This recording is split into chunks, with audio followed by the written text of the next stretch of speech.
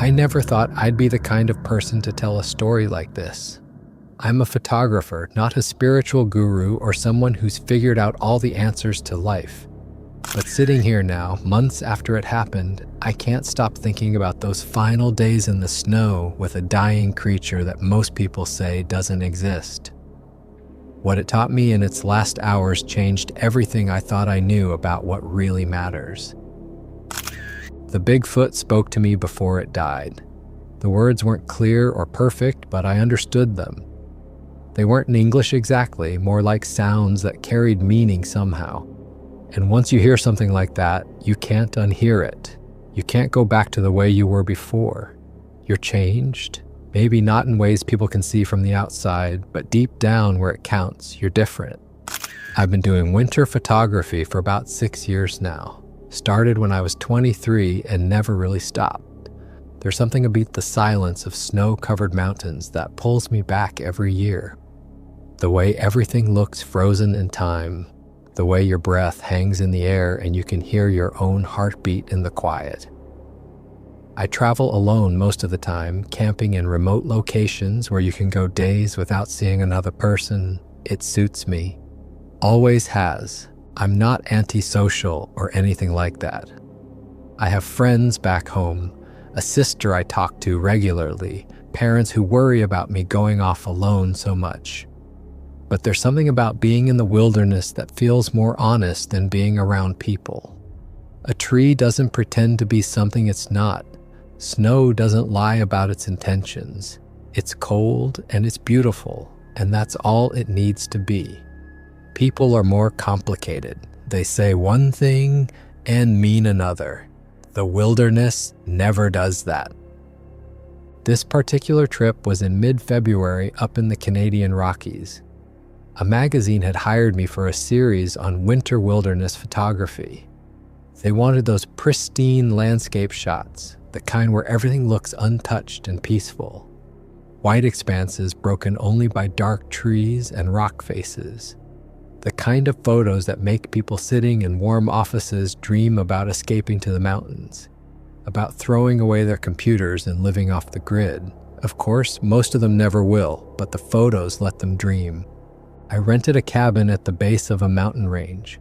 The cabin was basic but functional, wood stove for heat, 2 small rooms, an outhouse in the back, no running water, just a pump. Outside that brought up ice-cold groundwater, perfect for what I needed, which was a place to sleep and store my gear between excursions into the back country. I wasn't planning to spend much time there anyway.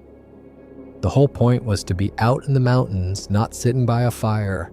The first 2 days went well enough. Got some good shots of ice formations along a frozen stream. Dawn breaking over a ridge line, that perfect golden light hitting the snow just right. That blue hour light that only happens in winter when the sun is low and everything takes on this ethereal quality. But by day 3, I felt like I was just repeating the same compositions over and over. Nothing was grabbing me. Nothing felt special or different from what I'd shot 100 times before. The weather forecast looked clear that morning. Not a cloud in the sky. Temperature was supposed to hold steady around 20 degrees. No wind, perfect conditions for a long hike. So I decided to push further up the mountain than I'd gone before. There was a trail I'd been eyeing since I arrived, steep and remote. The kind that doesn't show up on tourist maps. The kind of place where you really commit once you start, because turning back takes just as long as pushing forward. But that's where the best shots usually are, the places other photographers don't want to bother reaching. I packed my usual gear that morning. Camera equipment, obviously, my main body and 3 lenses, wide angle for landscapes, telephoto for detail shots.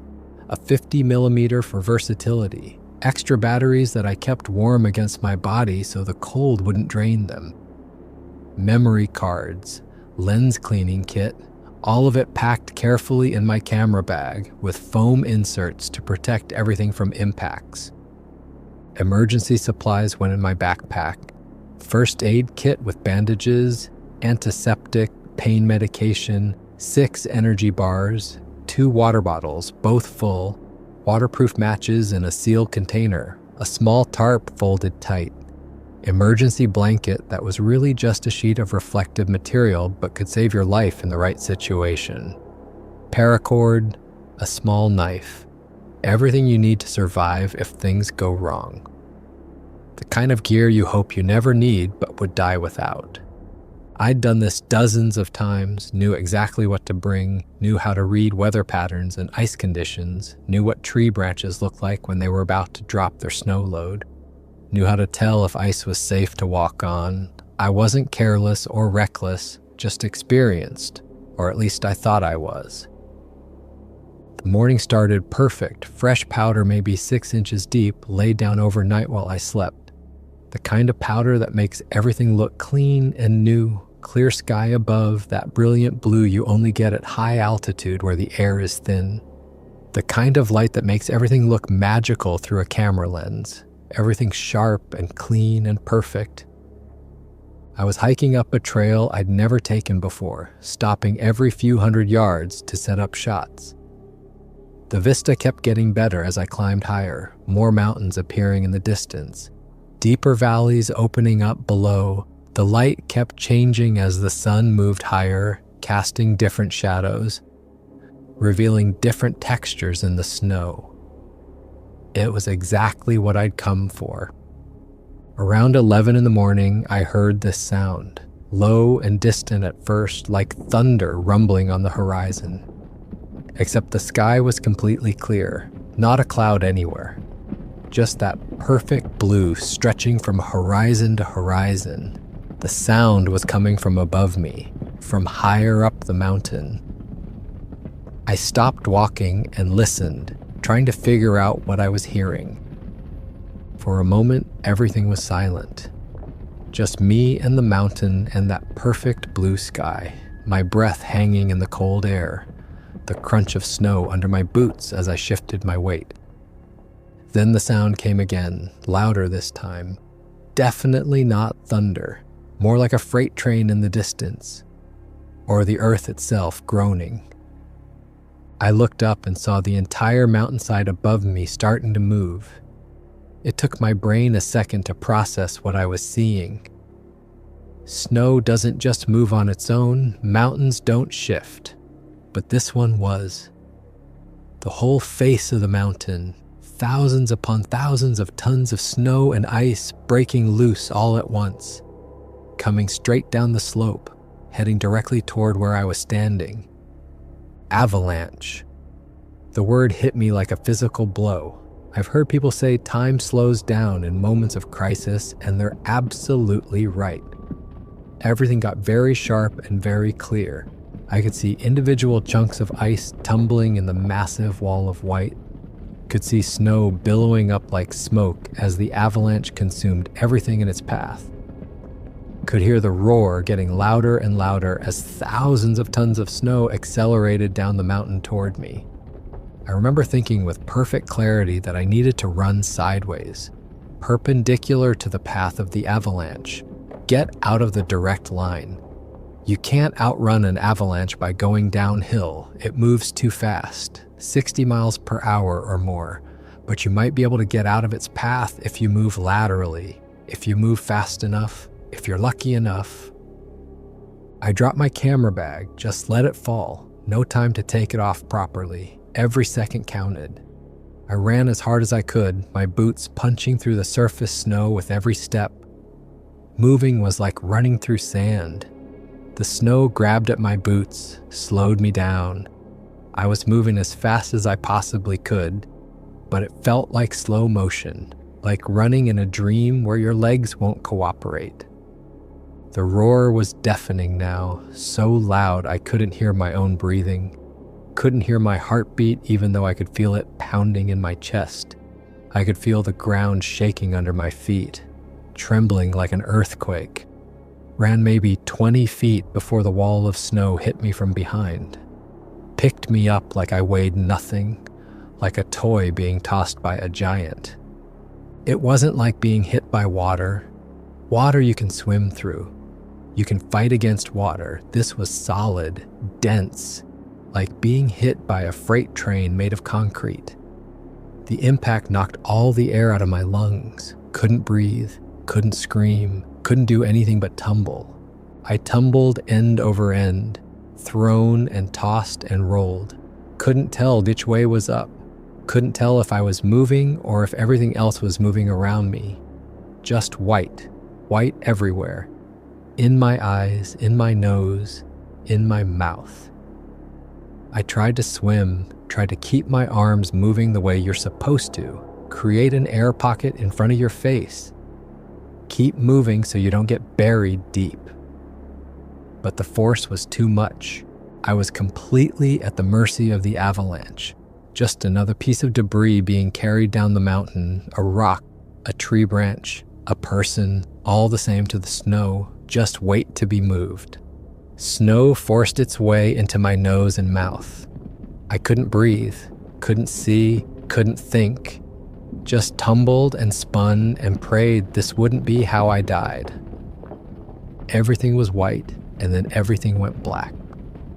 When I came to, I was buried up to my chest in packed snow. My arms were pinned against my sides, trapped. I couldn't move them at all, couldn't move my legs either, just my head and neck. That was it. Everything else was locked in place by the snow that had packed around me like concrete during the tumble down the mountain. The panic hit me immediately. That primal terror of being trapped. Your whole body screaming to move but nothing responding. Fight or flight kicking in but with nowhere to fight and no way to flee. You read about people being buried in avalanches and you think you understand what that must feel like, but you don't. Not until you're there and your body is demanding that you run, but you physically cannot move. I tried to thrash, tried to force my arms to move, my legs, anything, nothing budged. The snow had packed around me during the violent tumble, compressed by the weight of thousands of tons of snow moving at high speed. It was like being encased in concrete, solid, immovable. I could wiggle my fingers maybe half an inch. That was all. I forced myself to stop, to calm down. Panicking would only make things worse. Panic burns oxygen, and I needed every breath I could get.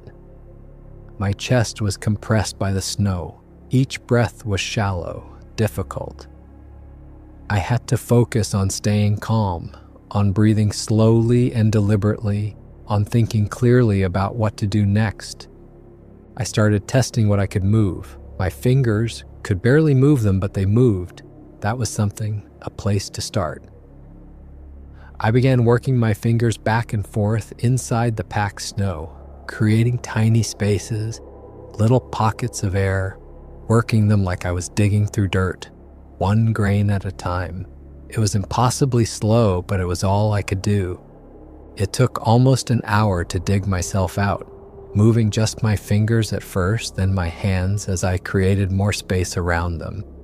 Then my wrists, slowly working the snow away from my body one handful at a time. My fingers were numb. I couldn't tell if I was actually accomplishing anything or just going through the motions. Just kept moving them, kept digging, kept working even when it felt hopeless. Finally, I got enough space to pull one arm free. The feeling when that arm came loose was overwhelming, like breaking through to the surface when you've been underwater too long. I pulled the other arm free immediately, used both arms to dig out my torso, scooping snow away as fast as I could. My chest expanded fully for the first time since the avalanche hit. The relief was incredible. Took another 20 minutes to free my legs, had to dig all the way down, clear the snow from around my boots, work my feet loose. By the time I finally pulled myself out of the snow and collapsed on top of the debris field, I was shaking with exhaustion. My whole body hurt. Everything ached like I'd been beaten with hammers. Bruises everywhere. Probably cracked ribs. But I was alive. Somehow, impossibly, I was alive. I lay there on top of the snow for a few minutes, just breathing, looking up at that perfect blue sky. The same sky I'd been admiring an hour ago before everything went to hell. Couldn't believe I was alive. The avalanche should have killed me. Should have buried me so deep nobody would ever find my body. Should have crushed me or suffocated me or both. But somehow I was here. Breathing? Alive, lucky beyond all reason. My camera gear was gone, scattered somewhere under tons of snow, thousands of dollars of equipment just gone. But I didn't care. Equipment can be replaced, lives can't. The only thing I still had was my backpack, still strapped to my back. The shoulder straps had held through the entire tumble. That pack probably saved my life. Gave me something solid to grab onto. Created an air pocket maybe. I don't know, just lucky. I tried to figure out where I was. The landscape looked completely different from before. The avalanche had pushed me about 200 yards down the mountain, maybe more. Trees I'd been hiking past were now above me, way up the slope.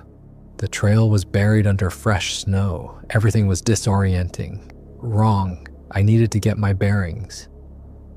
Figure out which direction would take me back to the cabin, how far I'd need to walk. That's when I heard the sound. Low and pained, like groaning, like something in terrible pain, coming from somewhere further down the avalanche debris field, maybe 50 yards away. My first thought was that another hiker had been caught. Someone else trapped in the snow somewhere, someone who needed help, just like I needed help a few minutes ago. I called out, asking if anyone was there, asking if they could hear me. The groaning stopped for a moment, then started again, definitely coming from down the slope, from somewhere in the mess of snow and broken trees and exposed boulders. I started moving toward it, stumbling over the uneven surface, had to climb over fallen trees, navigate around chunks of ice. The groaning got louder as I got closer, more desperate, more pained. I followed the sound down through the debris field, kept calling out, kept asking if they could hear me. No response except that terrible groaning sound, getting louder, getting closer. When I saw it, I stopped dead, maybe 50 feet ahead of me, a massive dark shape half buried in the snow. At first I thought it was a bear. Had to be a bear.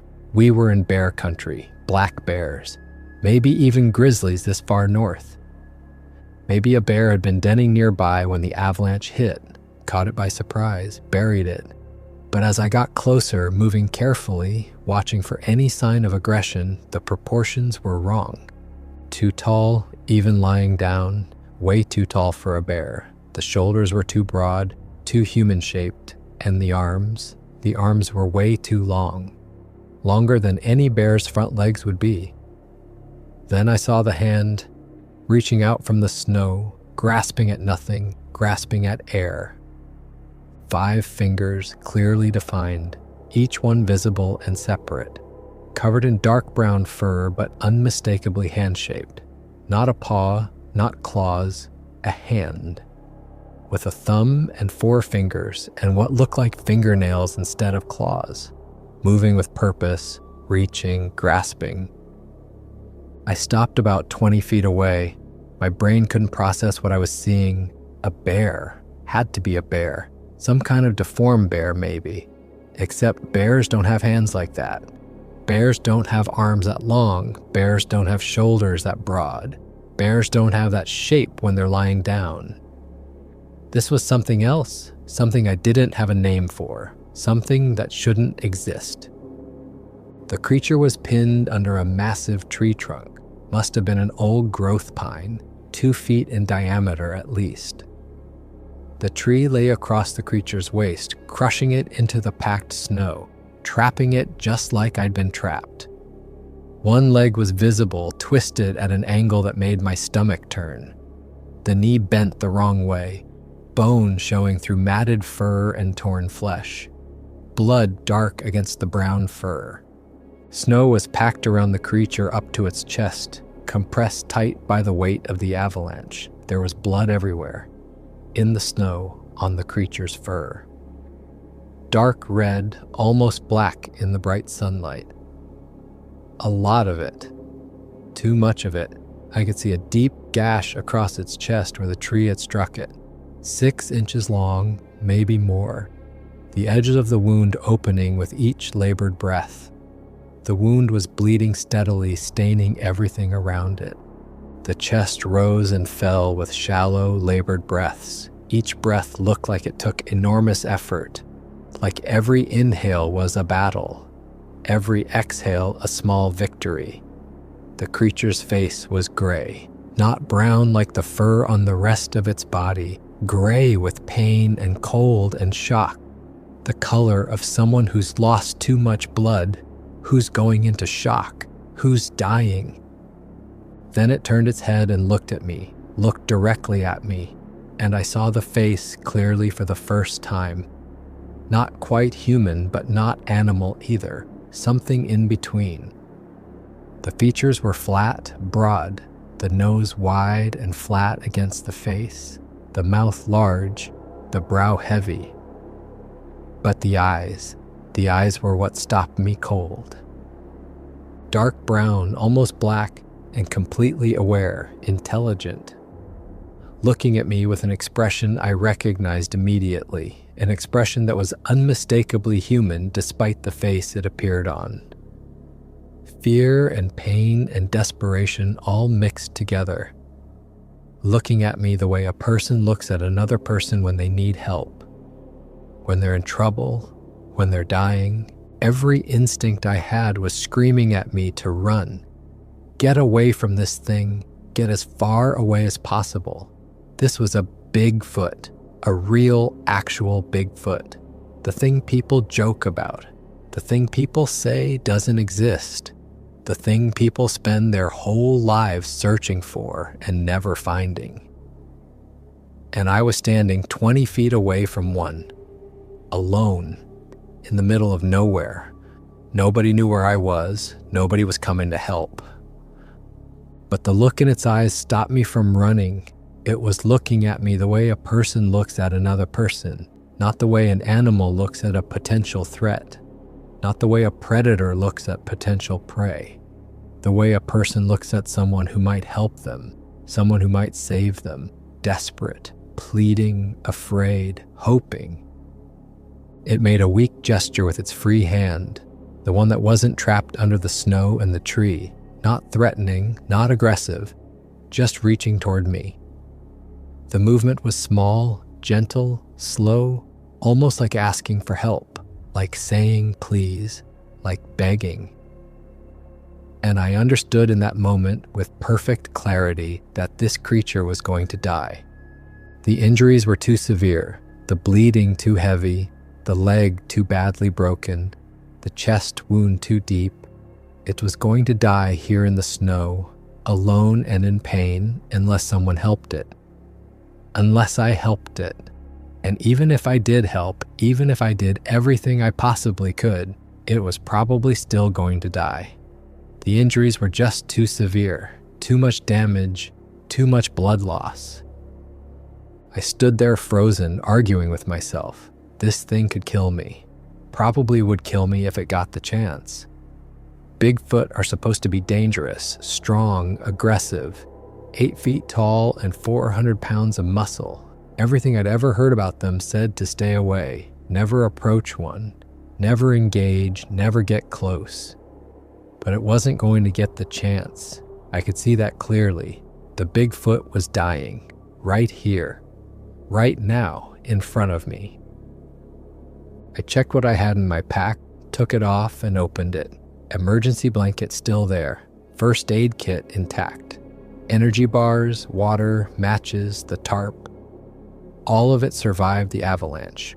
But none of it would really help with injuries this severe. I couldn't move a tree trunk this size, couldn't splint a leg that broken, couldn't close a wound that deep, didn't have antibiotics for the infection that was probably already setting in.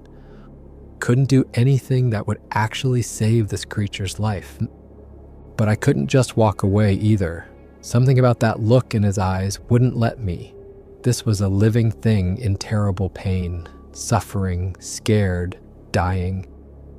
And I had the ability to do something, even if that something was just staying so it didn't die alone. Even if all I could do was make it slightly more comfortable, keep it warm, clean the wounds, sit with it. That had to count for something. That had to be worth something. I approached slowly, taking small steps, keeping my hands visible, talking softly. I had no idea if it could understand me, but it seemed like the right thing to do. The way you'd approach any injured animal, any scared creature. Calm, gentle, non-threatening. The Bigfoot watched me come closer but didn't move. Didn't try to threaten me or warn me off. It was too weak to be dangerous, too badly hurt to pose any real threat. And I think we both knew it. I knelt down in the snow about 5 feet away, close enough to help, but far enough to move if I needed to. The Bigfoot's eyes followed my every movement, watched me unpack the first aid kit, watched me assess the situation, trying to figure out how to help, where to even start with injuries this severe. The first thing I needed to do was get the tree off it. The Bigfoot couldn't move with that massive trunk lying across its body. Couldn't even try to help itself. I started by digging away the snow from around its body. Used my hands at first, then found a flat piece of wood from a broken branch to use as a makeshift shovel. The snow was packed hard from the avalanche. Each scoop took real effort. The creature watched me work but didn't make a sound. Just those eyes following my every movement, dark and intelligent and aware. After I got most of the snow cleared away, I could see the full extent of the situation. The tree trunk was massive, at least 2 feet in diameter, old-growth pine, heavy as concrete, dense wood that had been growing for decades or maybe centuries. I walked around it, trying to figure out if there was any way to shift it, put my shoulder against the trunk and pushed with everything I had. Dug my boots into the snow and pushed until I thought my legs would give out. The trunk didn't budge even a fraction of an inch. Didn't even rock. It was too heavy. Way too heavy for one person to move. I found a thick, broken branch about 4 feet long, tested it, sturdy enough to use as a lever maybe. I wedged it under the trunk and put all my weight on it. The branch bent but held. The trunk lifted maybe half an inch, just enough to see it was possible, but nowhere near enough to free the Bigfoot. I adjusted my position, tried again, same result, half an inch, not enough. The Bigfoot made a sound, soft, almost like trying to speak. It gestured with its free arm, showing me where to position the lever, pointing to a specific spot on the trunk. I moved the branch to where it indicated, wedged it deeper under the tree. This time when I pushed down on the branch, the Bigfoot used its free arm to push against the tree trunk from below. Between the two of us working together, the trunk lifted maybe 2 inches, just enough. The Bigfoot dragged itself backward, pulling free inch by agonizing inch. The sound it made during that movement was almost human. A cry of pain that made every hair on my body stand up. Made my skin crawl, made my stomach turn. The kind of sound no living thing should have to make. Once it was clear of the tree, the Bigfoot collapsed onto the snow, breathing hard, chest heaving, body shaking. I stepped back quickly, giving it space. Giving myself space too. My hands were shaking. My whole body was shaking. I'd just freed a Bigfoot from an avalanche. The absurdity of it was starting to hit me. This shouldn't be happening. This couldn't be happening. Bigfoot don't exist. Everyone knows that. Except one was lying right there in front of me, bleeding and broken and very, very real. I examined the injuries from about 10 feet away, still didn't trust it completely, still wasn't sure what it might do if it felt threatened. The leg was definitely broken, badly, compound fracture. The bone was visible through the torn fur and skin, white against the dark blood and brown fur. The kind of injury that would require surgery and pins and months of healing even with modern medicine. Out here in the wilderness, it was probably a death sentence. The chest wound was deep, 6 inches long at least, maybe more, still bleeding steadily. I could see the edges of the wound opening with each breath the Bigfoot took, opening and closing like a mouth, blood welling up with each movement, massive bruising across the torso and shoulders, dark purple spreading under the brown fur, spreading out from where the tree had hit. The Bigfoot was shivering, whole body trembling despite its thick fur coat. Hypothermia setting in. That was bad, really bad. When you start shivering that hard, it means your core temperature is dropping, means your body is fighting to stay warm, means you're in serious trouble. And with blood loss on top of it, the Bigfoot's body was fighting a losing battle. I knew these injuries would kill it. Maybe not today, maybe not tomorrow, but soon, infection would set in. The leg would go septic, or the chest wound would become infected, or hypothermia would finish the job, or blood loss, or shock, or any combination of all of them. There was no hospital out here, no way to get proper treatment even if I wanted to. And what was I supposed to do anyway? Call for a rescue and say I'd found an injured Bigfoot? They'd think I was crazy, delusional from the Avalanche, hit my head, made the whole thing up. Nobody would believe me. And even if they did, what then? They'd want to study it, poke it, prod it, put it in a zoo or a lab. The Bigfoot would spend whatever time it had left being treated like a specimen instead of a living thing. But I could try to make it comfortable at least. Keep it warm, clean the wounds, stop the bleeding if I could. That much I could do. The temperature was dropping, I could feel it. The sun was past its peak and starting its descent toward the horizon. The shadows were getting longer.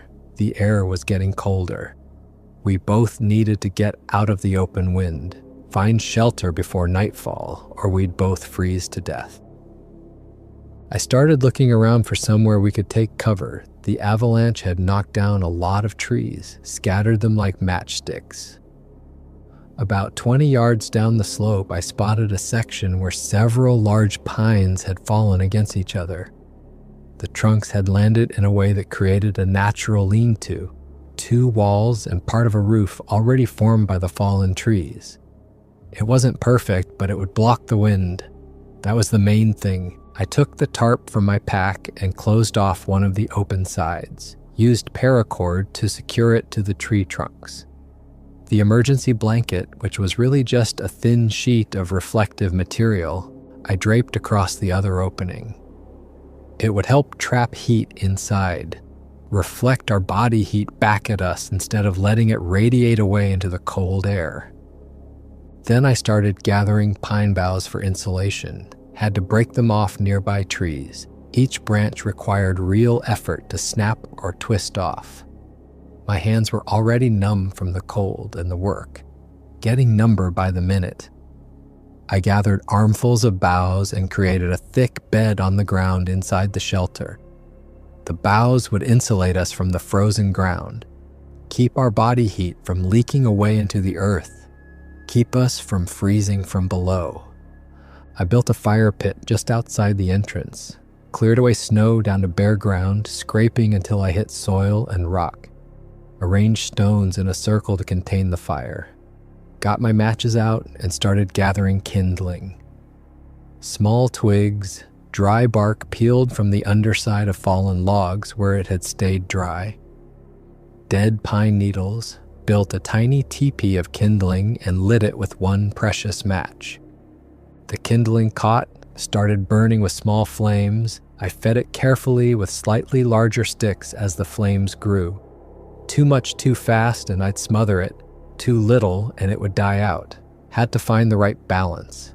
Once I had a good base going, flames crackling and producing real heat, I added larger pieces of wood, branches as thick as my wrist, then my forearm, building it up slowly. The whole process of building the shelter and starting the fire took over an hour, maybe closer to 2. By the time I finished, I was exhausted, freezing. My fingers were so numb I could barely feel them. Had to hold them over the fire to get feeling back. The skin was white, frostbite starting to set in. But the shelter was as good as I was going to get it. Windproof, insulated, with a fire for warmth. Now I just had to get the Bigfoot inside. That turned out to be the hardest part of everything. The Bigfoot couldn't walk, not even a little bit. The broken leg made that impossible. Even trying to put the slightest weight on it made the creature cry out in pain, that same almost human sound that made my skin crawl. I tried to help it stand, letting it lean on me for support. Thought maybe we could hobble to the shelter together. It was far too heavy. Way too heavy. The weight nearly crushed me. I'm not a small person, but this thing must have weighed 400 pounds, maybe more. All muscle and bone under that thick fur. Dense, solid, heavy beyond anything I could support. I tried anyway, got my shoulder under its arm and pushed up with my legs. The Bigfoot tried to help, using its good leg to push. But it was no use. Too much weight, too much pain. We both almost fell. Finally, the Bigfoot started crawling on its own, using its arms to pull itself forward across the snow, dragging the broken leg behind, not putting any weight on it, just dragging it, leaving a trail of blood in the snow. Each movement clearly caused it terrible pain, but it kept going. Determined, strong-willed, brave in a way I'd never seen before. I walked alongside, one hand on its shoulder, ready to help if it fell, ready to steady it if it started to tip. The Bigfoot moved slowly, had to stop every few feet to rest, to gather strength for the next push. Each time it stopped, its breathing would get ragged, labored. Then it would gather itself and push forward again, pull itself a few more feet toward the shelter. It took 30 minutes to cover 20 yards, maybe longer. Time stopped having much meaning. Both of us were trembling with cold and exhaustion by the time we reached the shelter entrance. I helped guide the Bigfoot inside, onto the bed of pine boughs I'd prepared. It collapsed immediately onto the soft bed, breathing hard, chest heaving, body shaking. I wrapped the emergency blanket around its torso as best I could. The reflective material would help trap its body heat, keep it from losing more warmth to the cold air, keep hypothermia from getting worse. Fed more wood to the fire outside the entrance, built it up until it was roaring, until I could feel the heat radiating into the shelter. The Bigfoot's shivering started to ease slightly, just slightly, but it was something. I forced myself to stay awake that first night, keeping watch, keeping the fire alive. The Bigfoot was fading. I could see it, could feel it somehow. The way its breathing kept getting shallower, the way it couldn't seem to stay conscious for more than a few minutes at a time. It would open its eyes, look at me, then close them again. Each time I worried those eyes wouldn't open again. Around midnight, the Bigfoot reached out and touched my hand. I'd been sitting cross-legged near the fire, feeding it sticks to keep it going. The hand was massive but gentle. It just rested its fingers on mine, 3 fingers covering my entire hand. The touch was surprisingly warm despite how cold the Bigfoot had been earlier, despite the hypothermia and the blood loss and everything else. I understood what it was trying to say without any words being spoken. Thank you. I'm still not sure why, but I started crying. Just sitting there in the firelight with this dying creature's hand on mine, tears running down my face, freezing on my cheeks in the cold air.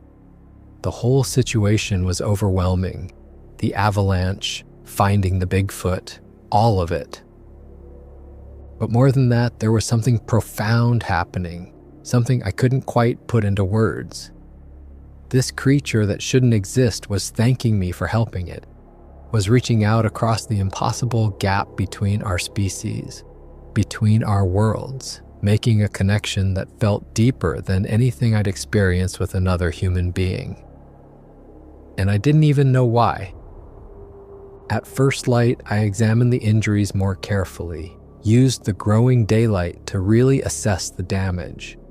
The chest wound needed to be cleaned and covered, needed to be treated somehow, or infection would definitely set in. I used water from melted snow, held my water bottle over the fire until the ice inside melted, waited for it to cool enough to use, then poured it over the wound, washing away blood and dirt and debris. The Bigfoot flinched when the water hit the wound but allowed me to work. Didn't try to stop me, didn't pull away, just watched me with those dark, knowing eyes. I tore strips from my spare shirt to use as bandages, pressed them against the wound to stop the bleeding, used more strips to hold the first layer in place, wrapped it around the Bigfoot's torso as well as I could manage. The broken leg was harder. I found the straightest branches I could, positioned them on either side of the leg, used torn fabric and paracord to bind them in place, creating a splint. It wasn't great, wasn't anywhere close to proper medical treatment, but it was better than nothing. It would keep the leg stable, keep the broken ends of bone from moving around and causing more damage. The whole time I worked, the Bigfoot watched me with those deep, knowing eyes. It sounds crazy to say this, but I felt like it understood everything I was doing. Not just that I was trying to help, but why. Why I was doing it, what it meant, like it could see into me somehow, see my intentions, see my fear and my hope and my determination all at once. The Bigfoot started making soft sounds later that morning. Not quite words, but not quite animal noises either. Something in between. Vocalizations that seemed to carry meaning even though I couldn't understand them. The sounds were gentle, questioning, like it was trying to talk to me, trying to communicate. I responded naturally, talking about what I was doing, explaining my actions even though I had no idea if it could understand my words, keeping up a steady stream of conversation because it felt like the right thing to do, the way you'd talk to a scared animal, or a patient in a hospital, or anyone who needed comfort. The Bigfoot began to gesture, pointing at things around the shelter, touching its chest, then pointing at me, touching my hand, then pointing at the fire, making connections. Slowly, I realized it was trying to teach me something, trying to show me things, communicate something important. At one point, it pointed at a patch of plants visible through the shelter entrance. Green leaves poking up through the snow, made eating motions with its hand, then pointed at its chest wound. The gesture was clear. These plants could help. I recognized the plant as yarrow. I'd read somewhere that Native Americans used it to stop bleeding, crushed it, and applied it to wounds. I gathered some of the plants, brought them back to the shelter. The Bigfoot showed me through gestures how to prepare it, crushing the leaves between my palms, working them until they were pulpy, then applying the pulp directly to the wound. I did what it showed me, applied the crushed yarrow to the chest wound.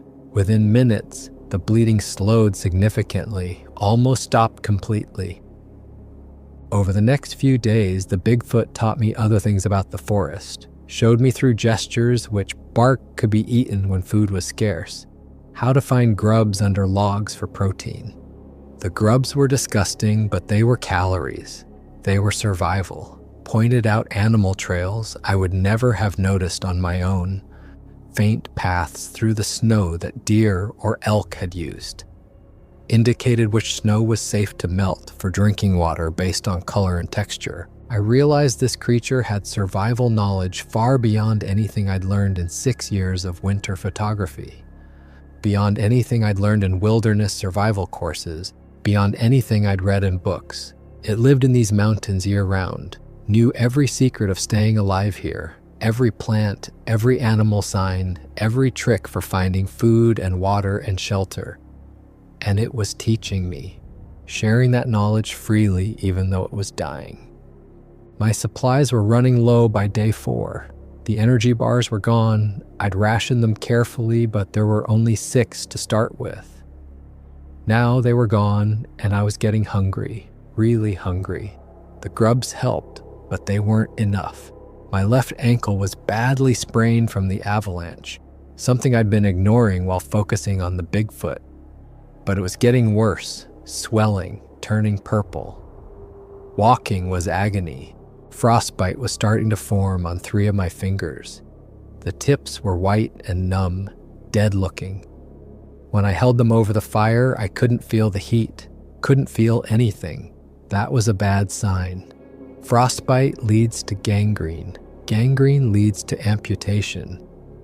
Or worse, I needed to get to a hospital, needed proper medical treatment. But I couldn't abandon the Bigfoot. I kept thinking about turning back, trying to reach the cabin. It was maybe 5 miles away, maybe more. With my ankle the way it was, that would take hours, maybe a full day of painful walking. But then what? The Bigfoot would die alone, would die here in this shelter without anyone to keep the fire going, without anyone to bring it water or clean its wounds. That felt wrong. That felt like betrayal. And truthfully, I wasn't sure I could make it back alone anyway. My ankle was getting worse every day. My fingers were turning black. I was weak from lack of food, getting weaker. The cold was taking its toll. Maybe we were both dying here. Maybe this shelter would be a tomb for both of us. But at least we wouldn't be alone. I started to feel a strange connection to the creature, something I'd never felt before. Not with another person, not with any animal, something different, deeper. The way it looked at me wasn't animal-like at all. There was intelligence there, awareness, understanding. When I struggled with tasks, it showed concern, tried to help in whatever small ways it could. One night, I was shaking badly from cold. The fire had burned low while I was gathering more wood. I was too exhausted to build it back up right away, just sat there shivering, too tired to move, too cold to think clearly. The Bigfoot pulled me close to share body heat, used its good arm to draw me against its chest. I was terrified at first. This thing could crush me without even trying, could snap my neck with one hand, could kill me in a dozen different ways. But then I realized how warm its fur was, how gentle it was being, how carefully it was holding me, like I was precious, like I mattered. I fell asleep against its chest, listening to its heartbeat, deep and slow and steady, like a drum keeping time. I woke up hours later feeling safer than I had in days. The Bigfoot's arm was draped over me like a blanket, protecting me even though it was the one dying, even though it was the one who needed protection. There was something profound in that gesture.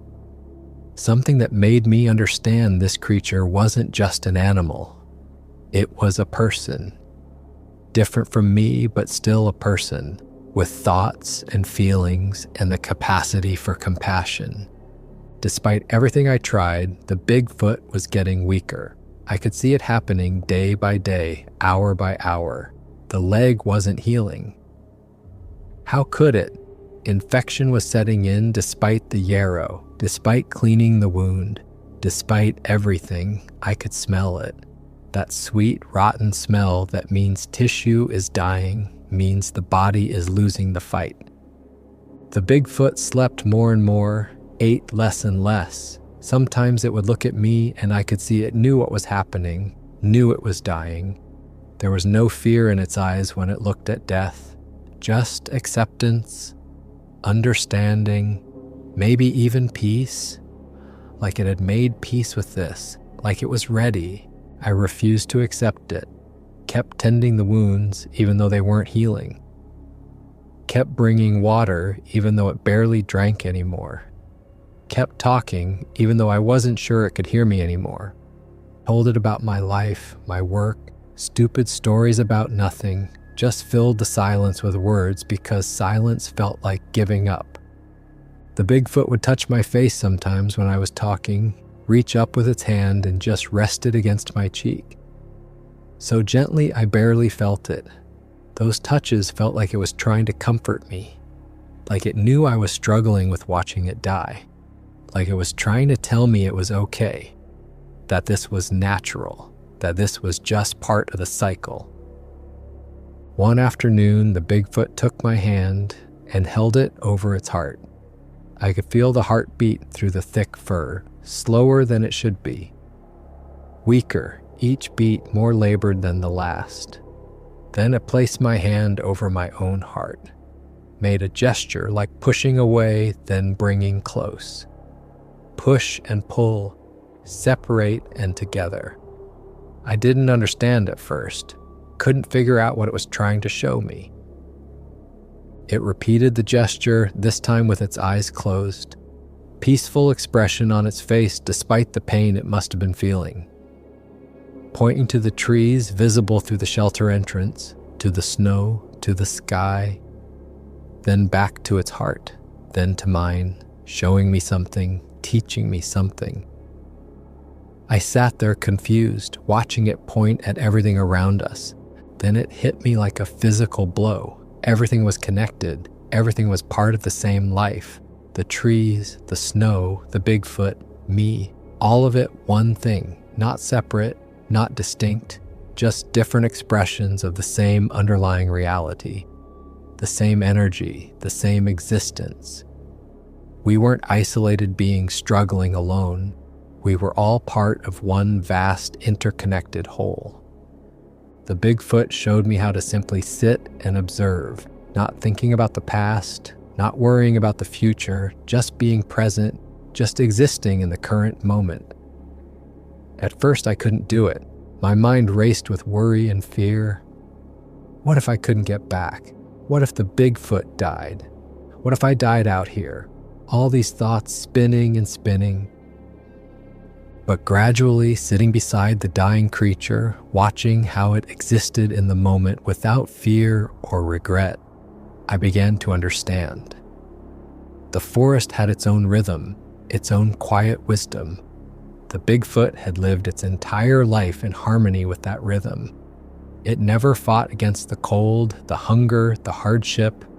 It simply existed within it, accepted it, found peace in it, found beauty in it. One night the Bigfoot was clearly in terrible pain. I could see it in the way its body tensed, the way its breathing came in short, sharp gasps, the way its hand clenched and unclenched. I wanted desperately to make it better, to take the pain away, felt helpless and frustrated and angry. There was nothing I could do, nothing that would actually help, nothing that would ease its suffering. The Bigfoot took my hand and held it firmly, looked directly into my eyes, made a gesture like waves, rising and falling, up and down, over and over, rising, falling, coming, going, never stopping, but always changing, always moving. I understood immediately. Pain comes and goes like waves. It rises, it peaks, it falls, it passes. Nothing lasts forever. Everything changes. Everything flows. The Bigfoot wasn't trying to escape the pain, wasn't trying to fight it or push it away or deny it. It was just letting it be what it was. Letting it rise and fall like waves on a shore. Knowing it would pass, knowing everything passes eventually. This acceptance gave it a kind of peace I'd never seen before. Not resignation, not giving up. Something different, something deeper. And understanding that pain was part of the flow of things, like everything else. I admitted to the Bigfoot one day that I was terrified. The words just poured out of me. Scared of dying out here, scared of failing, scared of being alone if it died, scared of what would happen to me. All of it came tumbling out. The Bigfoot touched my forehead gently, then touched its own, then gestured to the shadows the firelight made on the shelter walls. The shadows danced and changed with every flicker of the flames, shifting, moving, never staying the same. The Bigfoot showed me how they weren't real, just light and darkness playing together, creating shapes that looked solid but weren't, that looked real but had no substance. Fear was like that, real enough to feel, real enough to affect us, but not permanent, not solid, just shadows, just illusions created by the mind. The Bigfoot had no fear of death. I could see that clearly now. It was simply moving through one part of existence toward another, transitioning, changing form. The fear I felt was my own creation, my mind making shadows and treating them as real. My mind creating obstacles that didn't actually exist.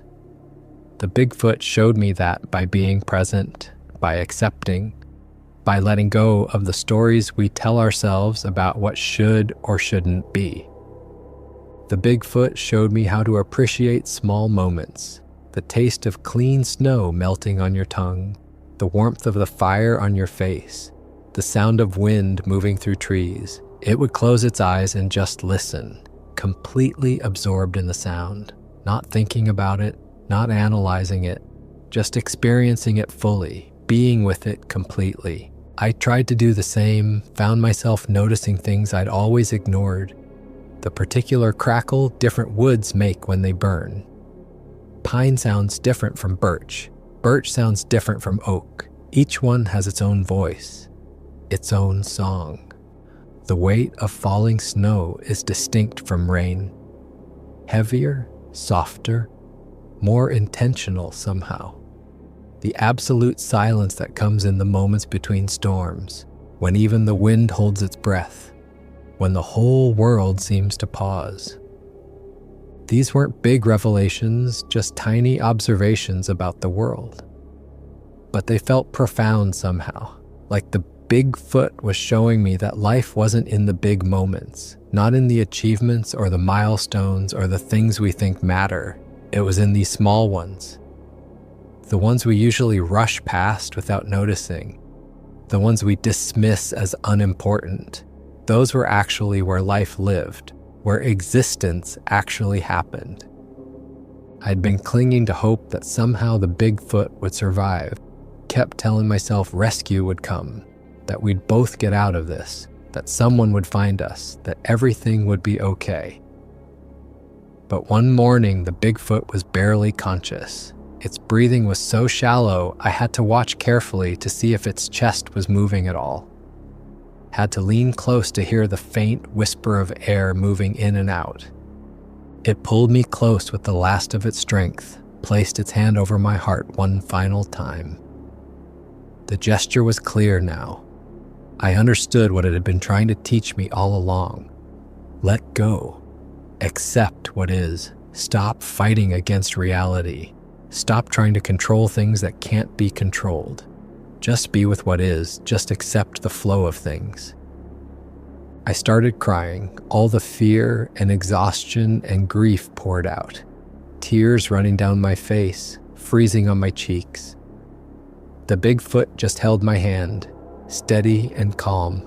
Not trying to make me stop crying, not trying to fix anything, just being with me, just accepting my grief the way it had accepted its own death, with peace, with understanding, with love. In that moment, I understood something fundamental about existence. Fighting the inevitable only caused more suffering.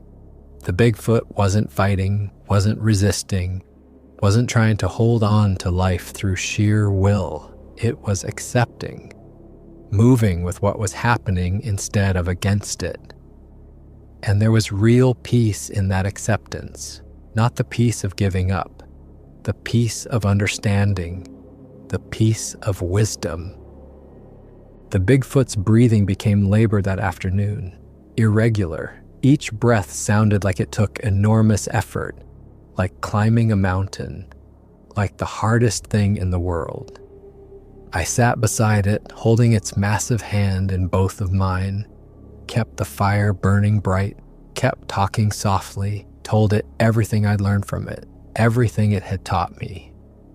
Thanked it for saving my life in ways it never intended, in ways that had nothing to do with survival and everything to do with learning how to actually live.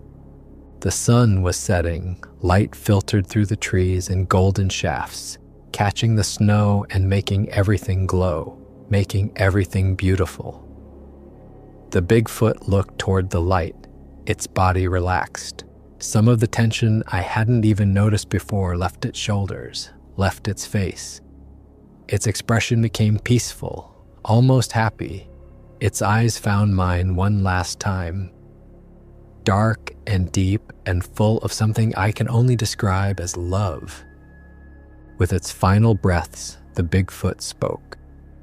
The sounds weren't quite words, but I understood them somehow, felt them more than heard them, understood them in my bones, in my heart.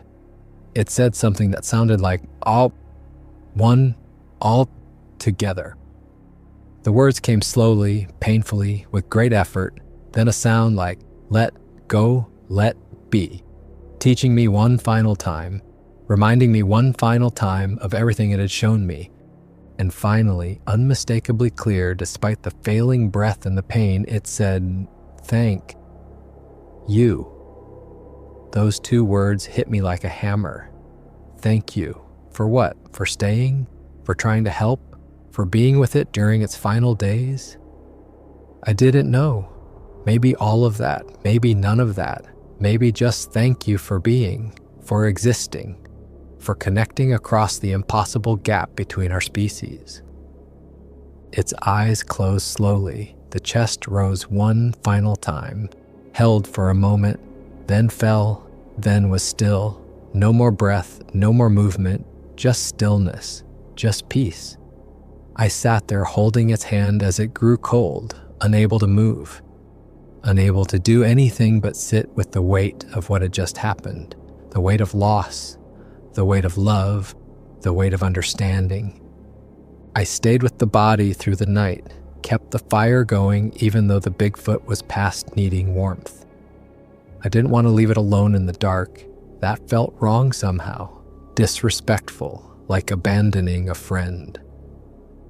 I felt a strange peace despite the grief, despite the loss.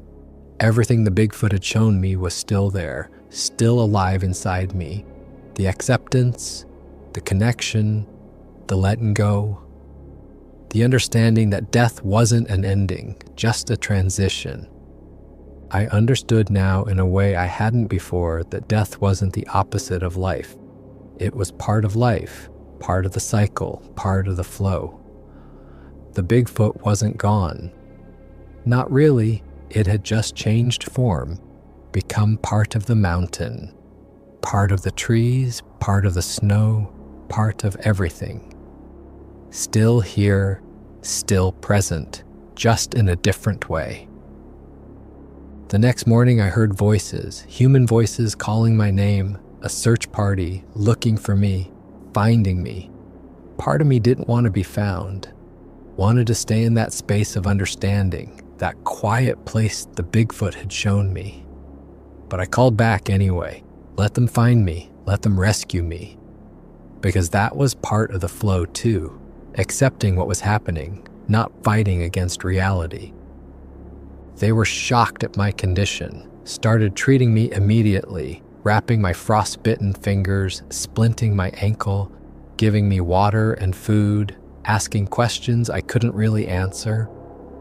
They asked about the creature's body lying in the shelter. I told them it was a bear that had died in the avalanche. They didn't look too closely, were focused on getting me down the mountain safely, getting me to a hospital. I spent a week in the hospital, frostbite treatment on 3 fingers, rehydration through an IV, observation for hypothermia and infection. Kept thinking about those final days with the Bigfoot. Everything seemed different now, like I was seeing the world through new eyes, colors were brighter, sounds were clearer, everything felt more present, more real, more alive. The doctor said I was lucky to be alive, called it a miracle, said I shouldn't have survived that long in those conditions. But I knew the real miracle was everything the Bigfoot had taught me, not survival skills or wilderness knowledge, something deeper, something about how to be alive, how to exist, how to flow with reality instead of fighting against it.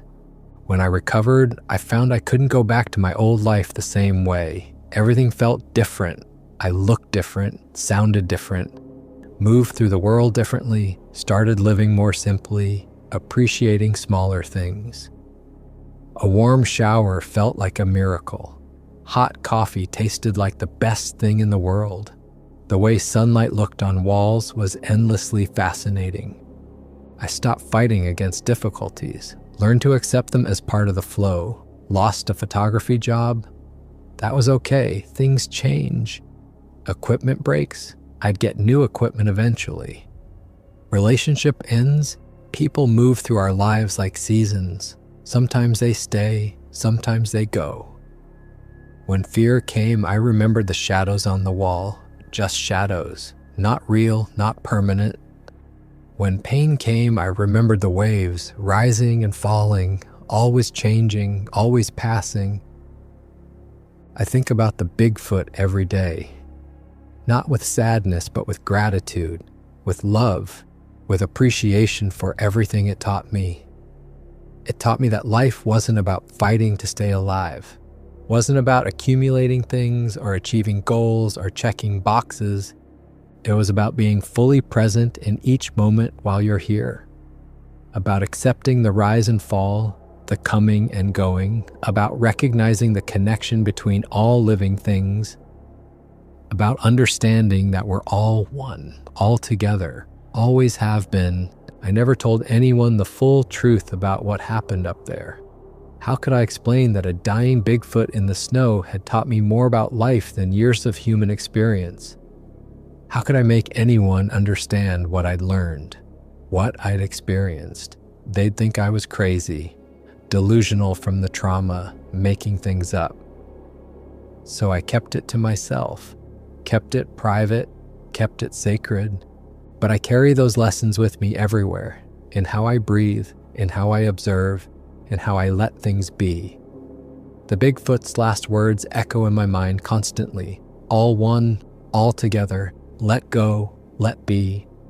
Sometimes in the quiet of early morning, I swear I can still feel its hand touching mine. That gentle pressure, that steady warmth, that profound connection that crossed impossible boundaries. And I understand now, truly understand, that nothing that profound ever really dies.